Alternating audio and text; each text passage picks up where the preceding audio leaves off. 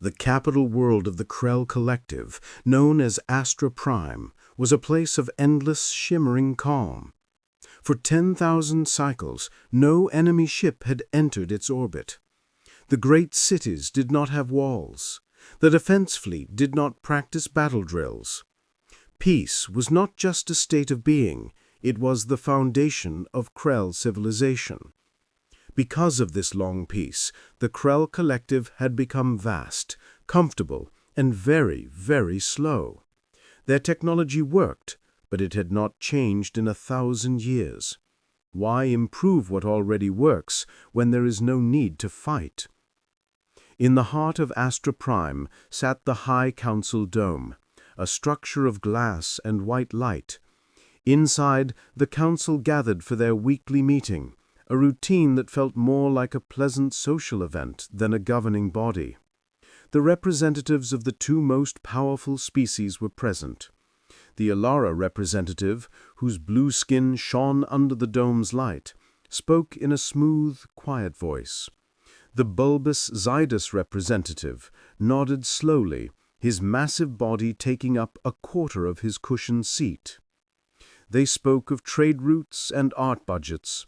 They spoke of history, too, but only in polite, closed ways. To the Krell, history was a circle. Threats always rose, but they always collapsed. They always faded. This belief gave them great comfort, and nothing faded further into myth than the species known as the Terrans. Humanity. The Alara representative sighed lightly. The Terran myth is useful, he stated. It teaches our young that passion and chaos always destroy themselves. The aggressive primitives vanished into the void centuries ago, just as we predicted. Their fire burned out. The Zydus agreed with a deep rumble. A cautionary tale, he said. A myth of the forgotten fire. We contained them. Now we forget them. But as the council settled into its comfortable silence, the primary sensor screen in the center of the room flared violently, changing from a soft, comforting green to a flashing, sharp red. The change was so sudden that the Krell attendants froze mid-motion. A panicked transmission began to feed through the speaker system, grating against the council chamber's quiet atmosphere. The voice was distorted and raw, clearly from a ship moving far too fast and taking heavy damage. This is Scout Vessel 9-8, transmitting from Rim Sector 6. We are under attack. Repeat, we are under attack by an unknown force. It's a swarm, a biomechanical plague. They are self-replicating. They do not stop. The voice cut off in a burst of static, then returned, more desperate. Unprecedented numbers. Our kinetic weapons are useless against their sheer mass. They are... The transmission dissolved into a high-pitched scream, and then silence. For a long moment, the High Council did nothing. They had forgotten how to react to true alarm. On a lower level of the collective's vast military command, Commander Chloe Dent felt a cold wave of dread wash over her. Chloe was Krell, but she was not complacent. She was one of the few who still trained, one of the few who remembered that defense meant more than just having big ships. "Status update," Chloe snapped at her junior officers. "Trace that signal. Scramble the 5th and 9th orbital patrols immediately." The junior officer at the weapons console blinked slowly. "Commander Dent," he said with confusion, "the 5th patrol is in dry dock for its 10-cycle varnish, and the 9th's fuel lines were drained last week for the annual resource count." Chloe slammed her hand on the console. "Get them ready now. Tell Fleet Command this is a Code 1 emergency. The Krell swarm is here. You know the protocols." Another officer reported, his voice shaky. "Commander, we cannot establish a lock on the origin system.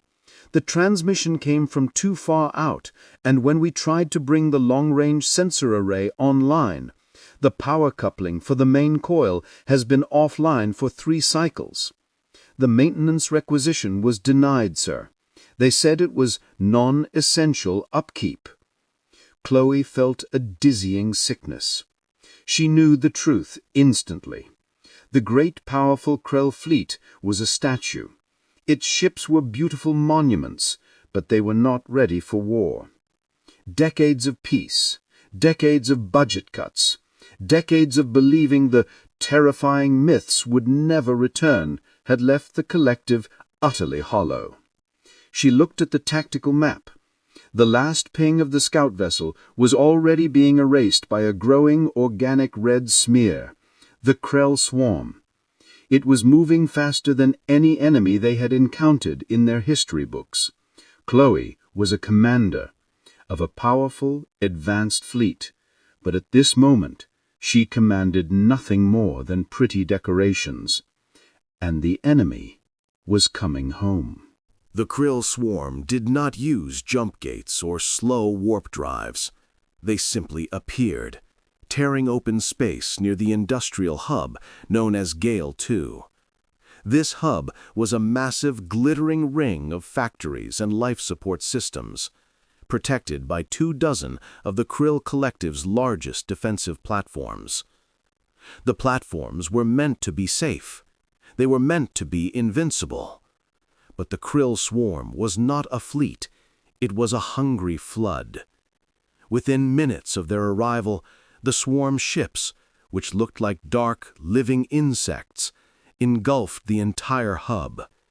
The Krill defense platforms fired their slow, powerful plasma cannons, but for every Krill ship they destroyed, 10 more took its place.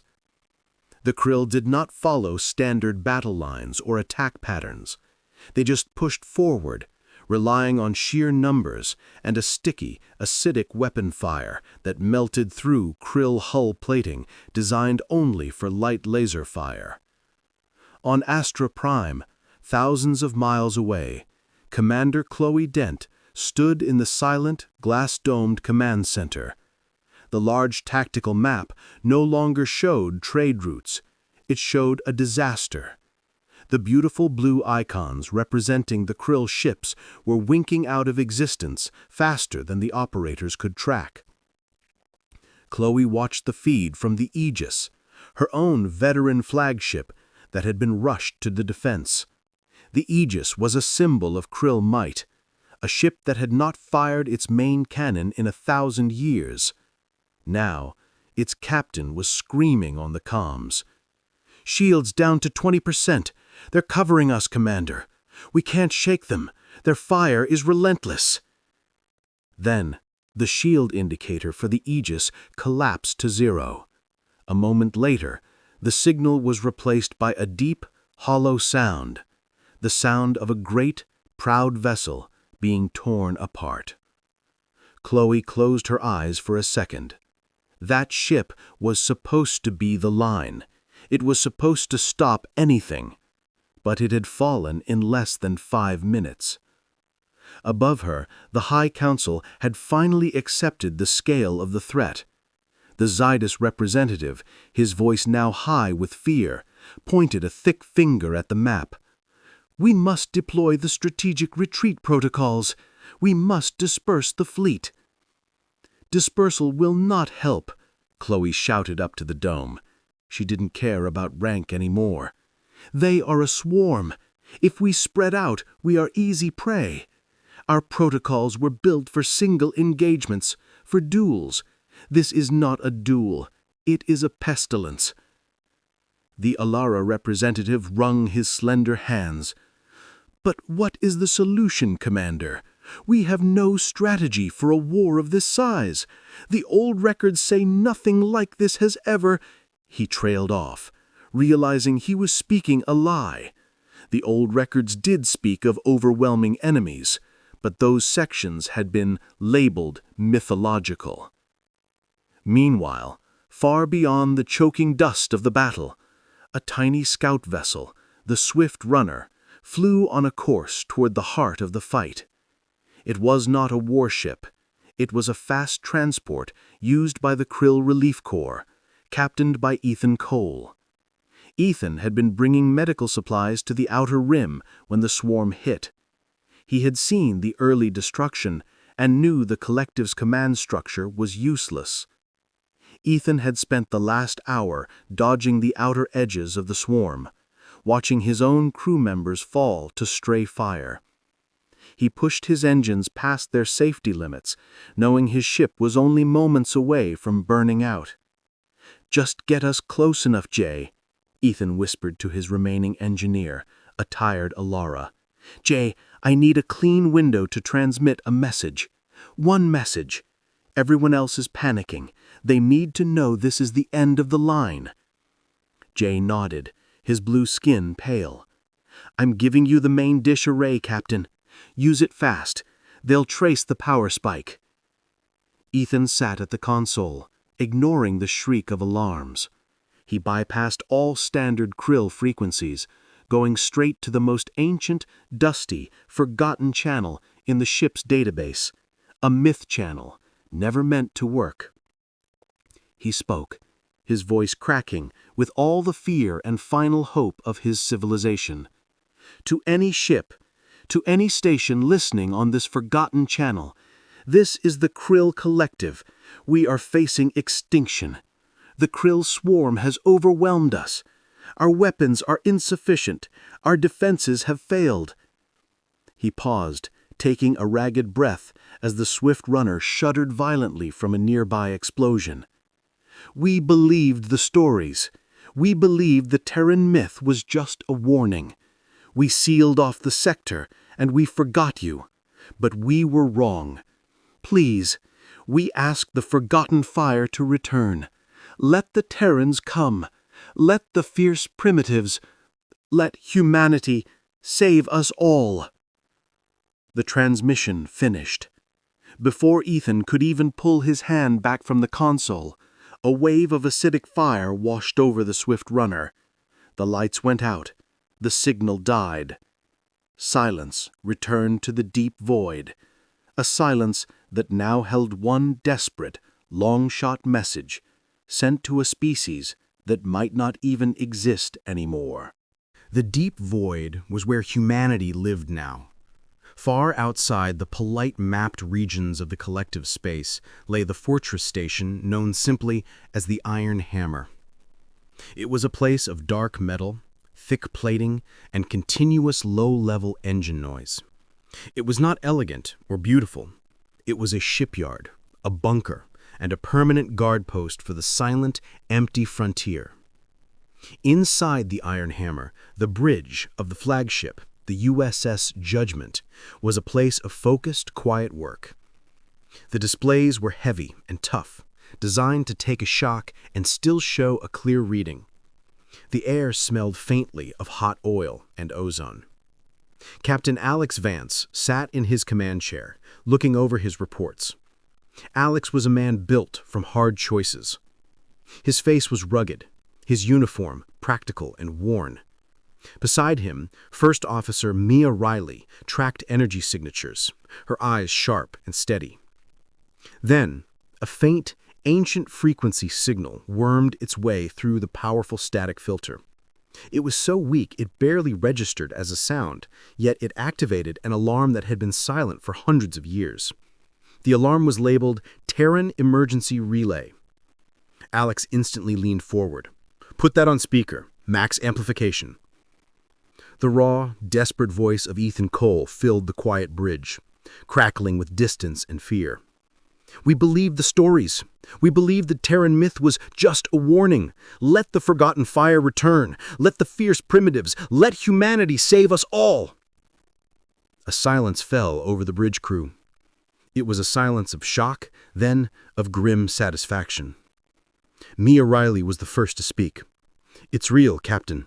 A live signal on the Terran relay. The collective is finally asking for help." Alex nodded slowly, his eyes fixed on the empty screen where the voice had come from. "They've broken their own silence. They thought they could lock us out, rewrite history, and live in a glass house while we kept the wolves away. Looks like the wolves found their front door anyway. He stood up, the movement full of authority and purpose. Confirm the enemy. Cross-reference their distress data with the Krill swarm profiles. The tactical officer, a young man named Leo Brooks, worked quickly. Confirmed, Captain. The threat matches our exoxenoplague files. Self-replicating, biomass conversion, zero surrender. They are hitting the collective's inner sectors. Alex looked at Mia. The myth is over, First Officer. We gave them centuries of peace. They wasted it building fancy statues. Now it's time to remind them what a soldier looks like. He raised his voice. Alert the fleet. Battle condition Alpha. Prepare the Judgment Wing for immediate jump. We are not traveling the slow way. We are going through the front door. The response across the bridge was immediate and professional. This was what the Judgment Wing was built for. They didn't need speeches or fancy rallying cries. They just needed an order. Outside the bridge window, the human fleet began to move. It was a terrifying sight. The ships were not sleek cruisers. They were massive, thick blocks of dark, scarred metal. They were weapons platforms with engines bolted on. The USS Retaliation, the USS Defiance, and 100 other ships named for actions, not hopes, lit up their engines. They had guns everywhere, kinetic railguns, missile silos, and plasma batteries, all designed for the brutal close-quarters combat the collective never planned for. Reporting, Captain. Skipfold drives are charging. Calculations locked onto the Krill Swarm's primary staging vector. The Skipfold drive was a piece of forbidden human technology. It did not use slow, polite warp fields. It tore a hole in space and spat the ship out instantly at the destination, a move that was fast, deadly, and horribly rough on the crew. It was how humans brought war directly to their enemy. 5 seconds to fold. Leo Brooks counted down, his voice steady. The USS Judgment shuddered violently. Around them, the void began to rip, glowing with strange, impossible colors. We held the line for centuries, Mia. We guarded the wall they forgot existed. Now they get to see why the Terrans were truly feared. 2 seconds. All ships engage aggressor protocols. We are not here to observe. We are here to destroy. 1 second. With a sudden violent lurch that threw every unsupported object across the bridge, the Judgment Wing vanished. They did not leave a smooth wake. They left a gaping raw hole in space where the Iron Hammer had been, a signature that shouted of sudden, total war. They reappeared a moment later, far across the galaxy in the very heart of the collective's war zone. The view screen instantly filled with the dark, teeming mass of the Krill swarm. They were everywhere, thick and careless. The USS Judgment and the rest of the fleet had arrived exactly where Alex wanted them, behind the enemy, ready to swing the hammer. Before the swarm could even register the new arrivals, the human ships opened fire with everything they had. The void lit up with bright, powerful bursts of pure kinetic energy, tearing apart hundreds of the closest Krill ships in the first deadly second. The forgotten fire had returned. The moment the human ships jumped into the fight, the sound of the battle changed completely. It was no longer the sizzling hum of plasma or the gentle pop of energy shields failing. It was the crushing, heavy thunder of metal meeting flesh. When the USS Judgment and its fleet arrived, they did not take up defensive positions. They plunged directly into the thickest mass of the Krell swarm. The Krell ships that were left, damaged and drifting near the ruins of the Galley 2 hub, were saved, but they were also given a front-row seat to a horror show. They watched the humans fight with a cold, unforgiving speed that shattered every law of war the collective had written. From the bridge of the flagship, Captain Alex Vance watched the dark, teeming mass of the enemy. "Target all main guns at the center mass," Alex commanded, his voice calm and level despite the chaos outside. "We do not waste ammunition on the fringes. The swarm relies on density. We reduce density." The main weapons of the human ships were kinetic railguns. They fired solid chunks of metal faster than sight, creating bursts of light and shock waves as they tore through the softer, organic hulls of the Krell ships. These slugs were built to ignore energy shields and smash targets apart by force. For every 1,000 small Krill fighters, there was one large support vessel pulsing with life. The human gunners ignored the 1,000 and focused on the one. Commander Chloe Dent, watching the battle from Astra Prime, felt a knot tighten in her stomach. She watched the human ships, thick and ugly, take wave after wave of Krill acid fire. Where Krell ships would have evaporated, the human vessels just lost paint or a small section of armor plating. They simply kept moving forward, like unstoppable battering rams. "They are not maneuvering," a Krell officer reported, his voice filled with disbelief. "They are simply advancing, holding formation, no evasion." "They don't need to evade," Chloe murmured, finally understanding the secret of the forgotten fire. "They are built to survive the hits we cannot. Their defense is armor and firepower, not agility." The tactical screen showed a human fighter pilot, Sam Miller, flying an agile, fast ship. Sam was not fighting other fighters. He was weaving through the swarm, dropping small explosive charges onto the largest structural sections of the Krell ships, weakening them for the big warships. His job was not to kill, it was to soften the target. "Commander Vance is ordering a coordinated strike," Mia Riley announced from her station on the USS Judgment. "They have found the swarm's core production vessel. It is twice the size of our flagship." "Then we will use twice the fire," Alex said, standing up.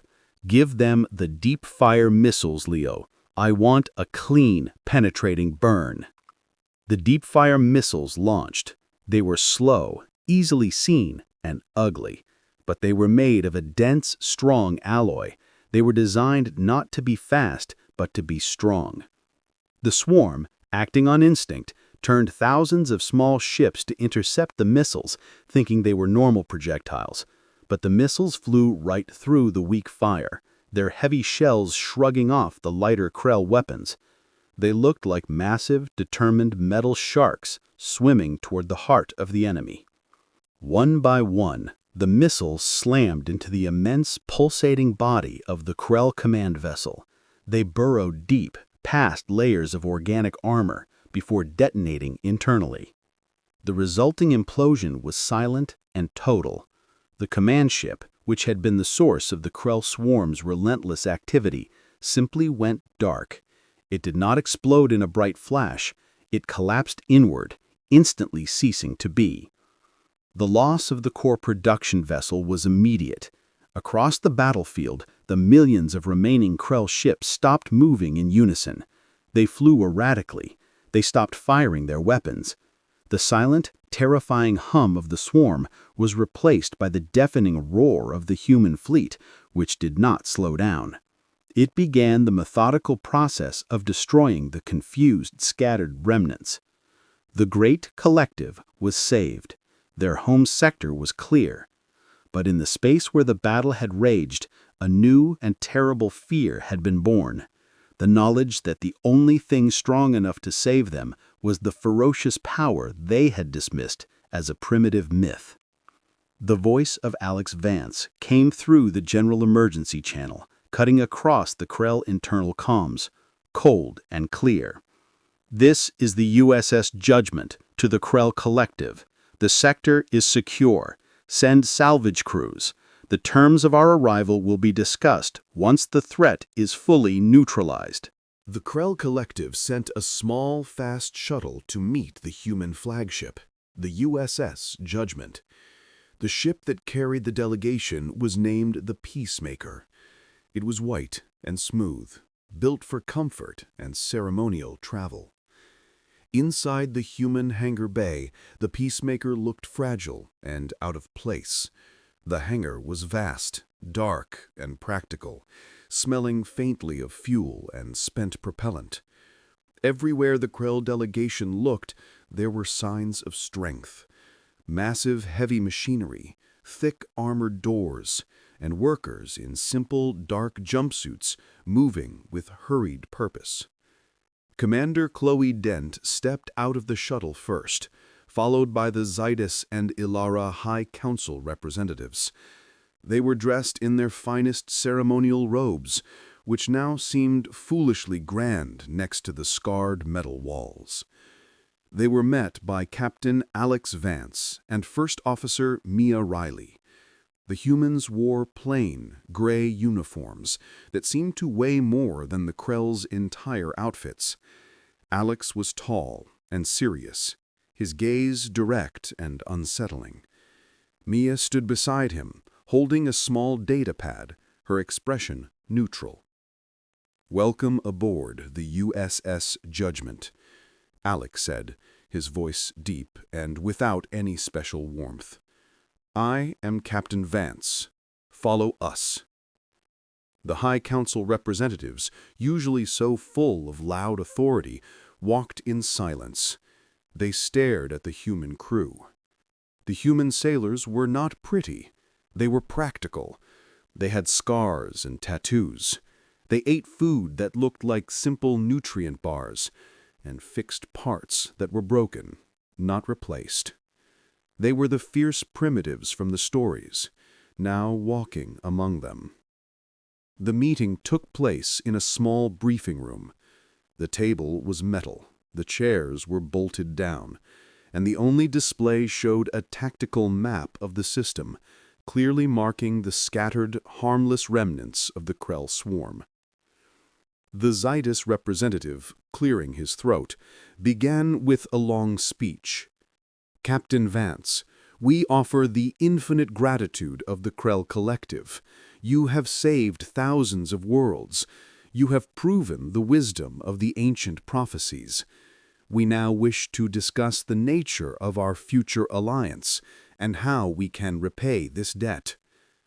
He then held out a small, glittering artifact, offering a priceless artifact. Alex did not move. "Thank you," Alex said, simply, not taking the box. "But we are not interested in artifacts or debts. We are interested in stability. Please sit." The council members sat down, uncomfortable on the hard metal seats.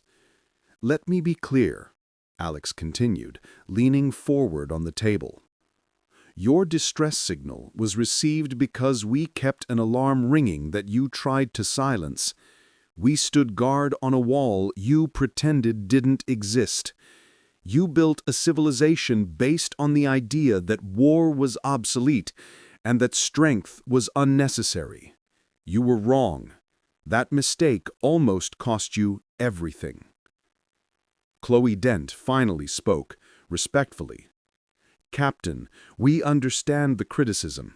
We are prepared to offer human forces unlimited refueling rights and access to the outer defensive perimeter for the duration of the emergency."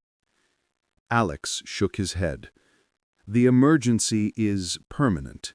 The Krell swarm is not going away, and you have shown you cannot defend yourselves. We did not come here to be your temporary security guard." He tapped the datapad Mia Riley held. Mia quickly projected a document onto the screen. The title was blunt: Terms of Terran Protection. "Effective immediately," Alex announced, reading from the screen. "The Krell Collective's defensive structure is dissolved. All existing weapons and warships will be repurposed or scrapped. The Collective will no longer be responsible for its own military defense." The council members gasped, their soft faces paling. "What? You cannot demand that!" the Ilara representative cried out. "We already demanded it," Alex replied, his voice still low but dangerous. "The space you occupy is now under the permanent protection of the Terran Defense Force. We will deploy bases, shipyards, and outposts throughout your space. We will staff them with our crews. You get protection, guaranteed safety, and the end of the Krell threat. In return, we take the heavy lifting of defense. No more myths, no more forgetting." Chloe looked at Alex. She had seen him fight. She saw the cold competence in his eyes. She knew he was not making a request. He was announcing a fact. "You are asking us to give up our sovereignty," Chloe said softly. "No," Alex countered, a hint of something like pity in his voice.